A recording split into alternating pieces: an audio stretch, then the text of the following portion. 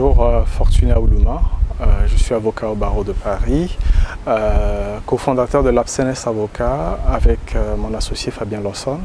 L'Absenes Avocat, c'est un cabinet d'avocats d'affaires parisiens dédié à la responsabilité sociétale des entreprises, à l'économie sociale et solidaire et à l'innovation technologique. Nous intervenons notamment dans l'univers entrepreneurial au sein de la diaspora et nous accompagnons des entrepreneurs africains qui souhaitent développer leurs projets sur le continent africain, mais aussi en Europe. Nous accompagnons aussi des acteurs étrangers qui souhaitent développer des projets en lien avec le continent africain. Alors, aujourd'hui, le propos, c'est typiquement quels sont, je dirais, les quelques conseils, sans que ce ne soit exhaustif, que je pourrais donner aux membres de la diaspora qui portent des projets, qui ont des projets d'investissement ou de création d'entreprises à destination de leur pays d'origine ou du continent africain plus globalement. À ce niveau, quelques éléments doivent être gardés à l'esprit par tout entrepreneur qui veut aller sur le continent. C'est notamment bien réfléchir à sa stratégie en amont. Pourquoi j'évoque cela? Lorsqu'on va sur un marché africain, et notamment lorsqu'on en a été en partie déconnecté pendant un certain nombre de temps, lorsque je dis déconnecté, cela ne veut pas dire qu'on n'y retourne pas, cela ne veut pas dire qu'on n'y va pas en vacances, mais lorsqu'on a développé un univers professionnel hors du continent avec des standards étrangers ou internationaux, aller développer une activité sur le continent peut s'avérer risqué.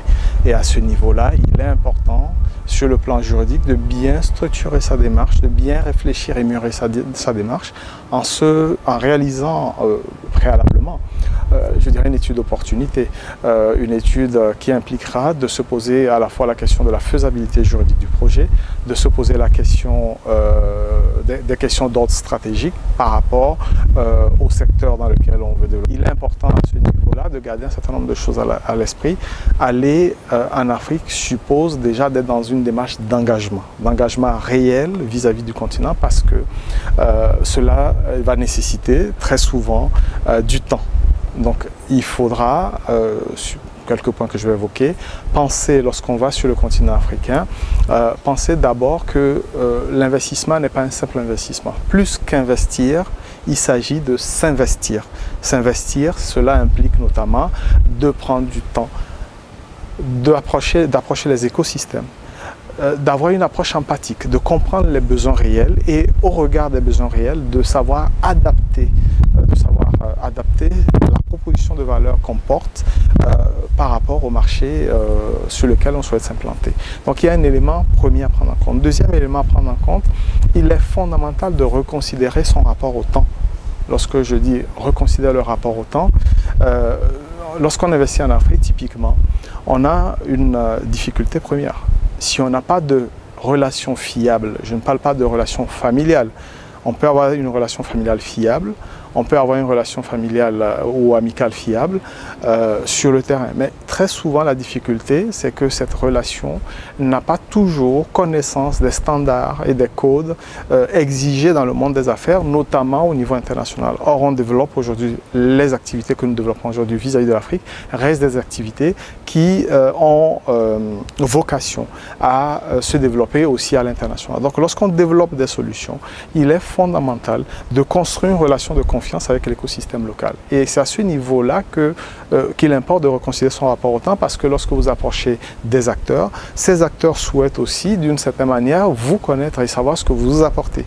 Il importe à votre niveau que vous puissiez, vous, dans votre travail, savoir si la personne avec laquelle vous souhaitez travailler en partenariat est fiable et comprend vos exigences. Donc, il y a à ce niveau-là déjà un premier point qui vous demandera du temps. Donc, lorsque vous concevez votre feuille de route à ce niveau-là, l'on note tout simplement que cette feuille de route conçue en amont doit prendre en compte ces contraintes de manière à ce que votre projet soit réalisable et que cela vous permette à la fois d'éviter de perdre du temps Et qui dit de perdre du temps, qui dit perte de temps, dit perte d'argent, donc de perdre de l'argent. Deuxième élément, il va falloir aussi décrypter l'univers de l'informel. On le connaît, mais dans les relations interpersonnelles qu'on peut avoir, les différents acteurs fonctionnent à l'image de l'informel, qui n'est pas forcément structuré de la manière dont les activités peuvent être structurées en Amérique, en Europe ou en Asie. Troisième élément à prendre en compte, il est fondamental lorsque on approche le marché africain de favoriser un ancrage local et durable.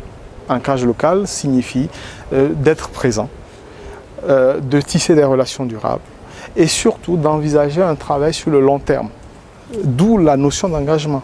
Sur le long terme, dans le sens où l'activité n'est pas une activité juste pour, dans une logique unique de rentabilité, mais dans une logique aussi de transformation et d'impact. Et c'est d'ailleurs ce à quoi aspirent souvent les populations locales.